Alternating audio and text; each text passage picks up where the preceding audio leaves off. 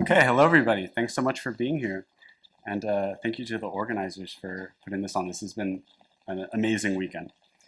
Okay, so my presentation is very much in relation to the many talks that have been going on here, and it's titled Human or Inhuman. But first, I wanted to talk a little bit about my background. I go to University of California, Irvine. I'm an undergraduate, and we have a beautiful circular park with a ring of buildings around. It's really wonderful. You should come visit. Let me know. But most of the time I spend working on rockets. I'm an aerospace engineering student, and this is us testing our rocket, and this is us firing it. But it doesn't always go as planned. But we're working on it. This is also me presenting some research on computational fluid dynamics. And this is another research rotating detonation engine that I'm building and hoping to test fire soon for a research lab. And then sometimes on the side, I play guitar with my band. But now, okay, let's jump into this. Well, actually, real quick, a lot of people have been asking me over the weekend, so why are you here? And I suppose I don't really know, like Miller to Paris, I've been sent here for a reason I've not yet been able to fathom. So anyways, my research kind of started in relation to Indrek Menendez's work, one of our colleagues. And one of the first points he makes is that Henry Miller's work is of serious philosophical consideration. Nowadays, this is more widely accepted, but historically, this was kind of a difficult point. And furthermore, he wants to push that not only can we engage with him philosophically, but within Miller's work, there's a coherent philosophy, and he sort of can stand on his own as a philosopher in some sense. And sort of the crux of this is pretty apparent in the title, but Menendez views Miller's philosophy as centered around the inhuman artist. And this very heavily stems from that one passage in Cancer that we all know, I once thought that to be human was the highest aim, but now I know that notion was meant to destroy me. And obviously throughout the text, there's lots of references to this inhuman. And so roughly you could say it's about the passage from the human to the inhuman, or surmounting certain notions with the inhuman artist. And I think there is a lot of textual evidence towards that, but I think there's a lot more going on than simply that. And so I'd like to engage with that. And then I also wanted to bring up the China concept. For Menendez, the China concept is fully aligned with the inhuman artist. But I think there's a lot more nuance to that, and I did want to talk about it. But first, I want to go back to the human and inhuman.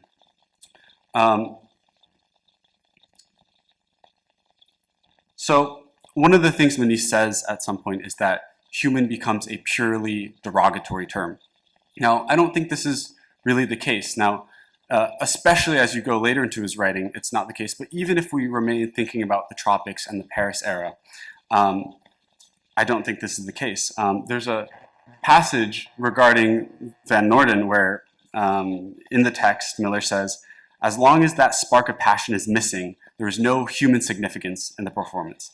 Now, I want to look at how Indrek Menendez addressed this, the Van Noorden stuff, and he says, he's quoting Miller here.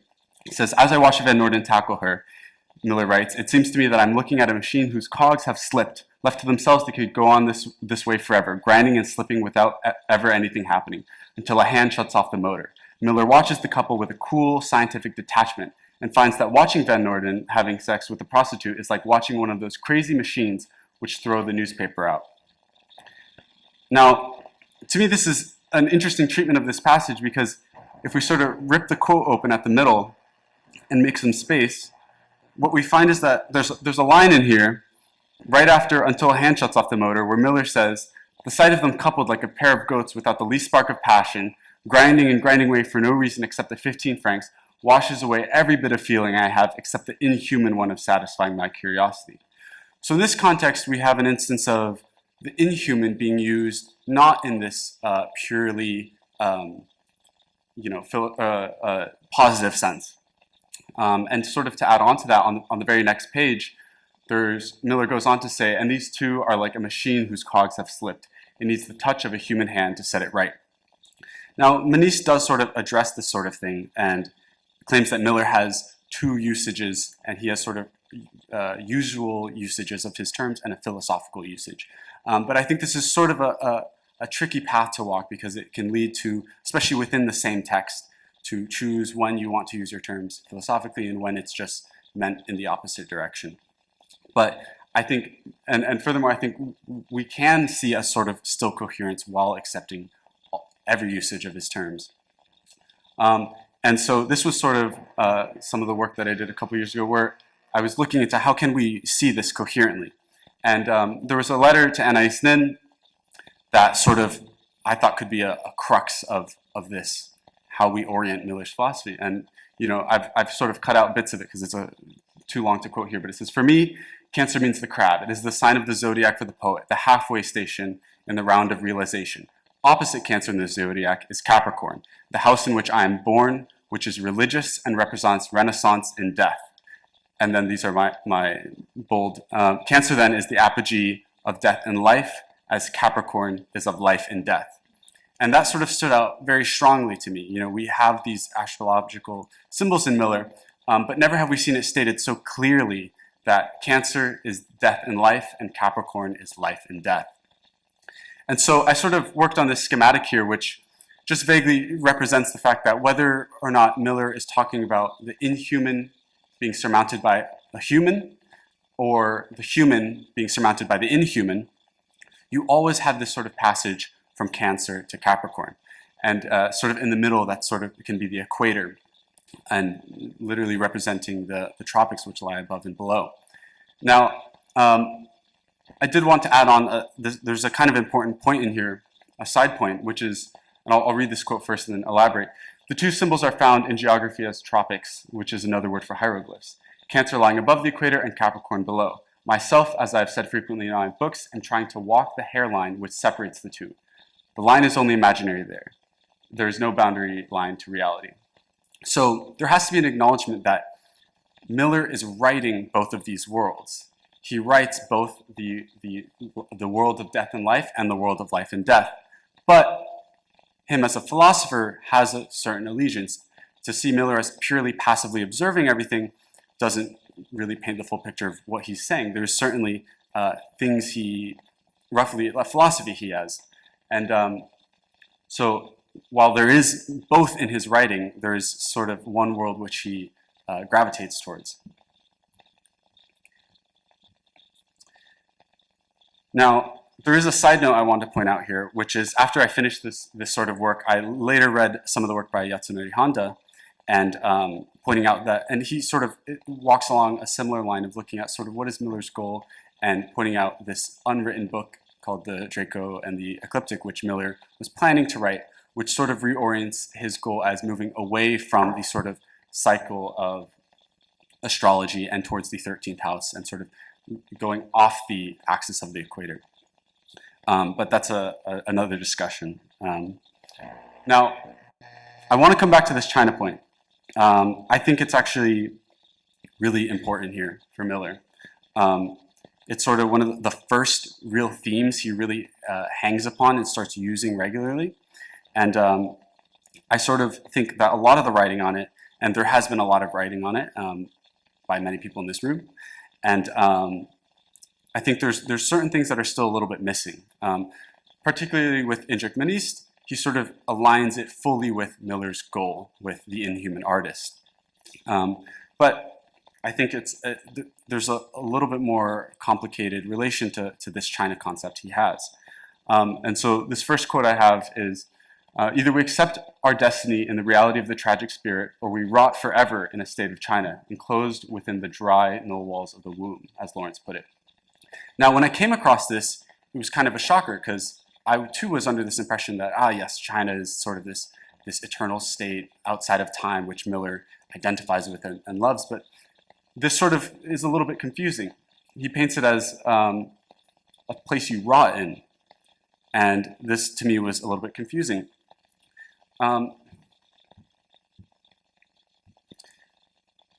Now, the other place I wanted to turn to think about this is, of course, the walking up and down China section in Black Spring.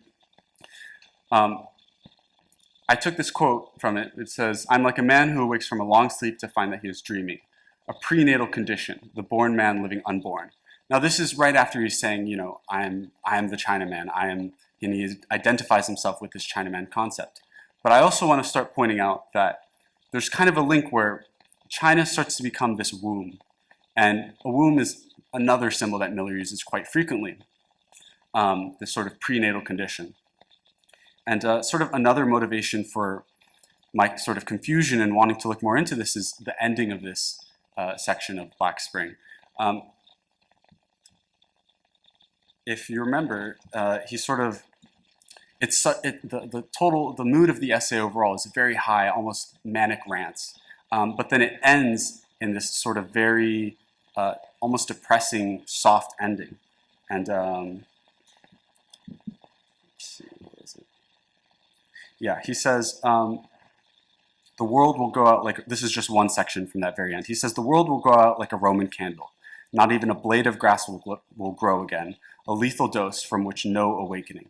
Peace and night, with no moan or whisper stirring, a soft, brooding darkness, an inaudible flap of wings.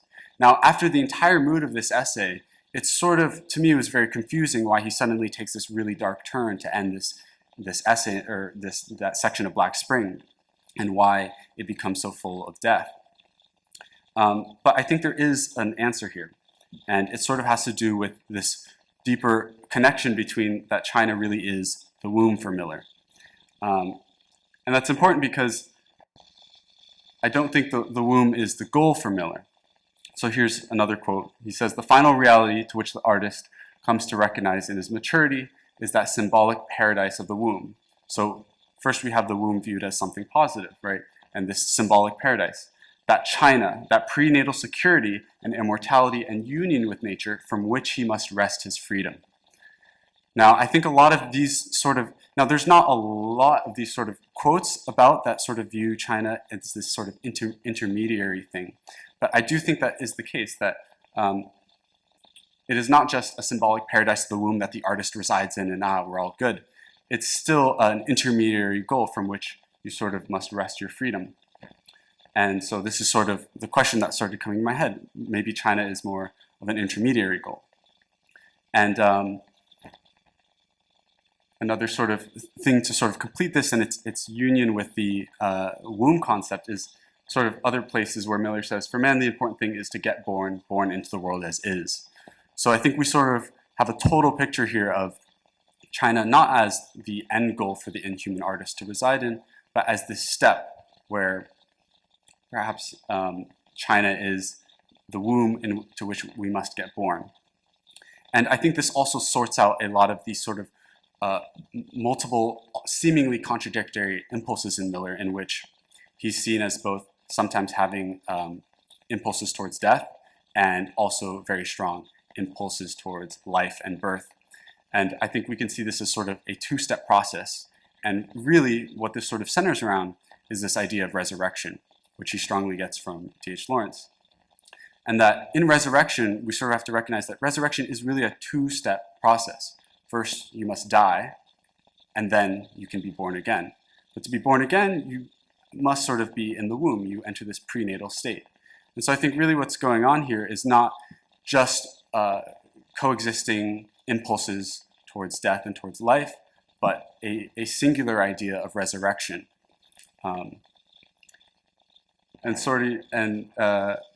So I guess I'm running quite early on time. I talked quite fast, but this is sort of the conclusion, which is how should we view Miller in the 21st century? And right, this is the whole reason why we're here.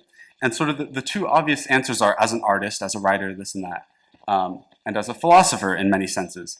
And I think, as a philosopher, it's very interesting in many ways that we can now write about him as such, and that we should really, part of that really involves him standing on his own as a philosopher. There's many efforts, and I think these are really great things to do, which is to read Miller through various through various philosophers. But we sort of enter a funny, final closure to that when, for example, Deleuze and Guattari heavily pull from Miller in both volumes of Capitalism and Schizophrenia, for us to only just reread Miller through the Deleuze and Guattarian lens. You sort of enter a closed loop that is kind of complete now. But now there's a lot more space still to view Miller as not just someone, not another writer to be interpreted through various other philosophers, but as someone who can stand on his own. And sort of, I didn't know how to put this into a third box because I don't have a word for this, but I think there is a lot of space for this sort of new way to view Henry Miller as someone who stands on his own. And also, I think where it comes most, where it's most interesting to me is in the world of Lawrence.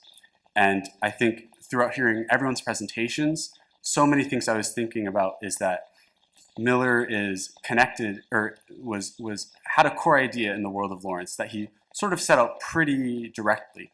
And over time, he was reading others, he saw connections, and he put it in other terms, be it mysticism or a variety of things. But what I always felt was that everything that's in the world of Lawrence is really the core of what was there, and nothing really changed of his fundamental ideas there.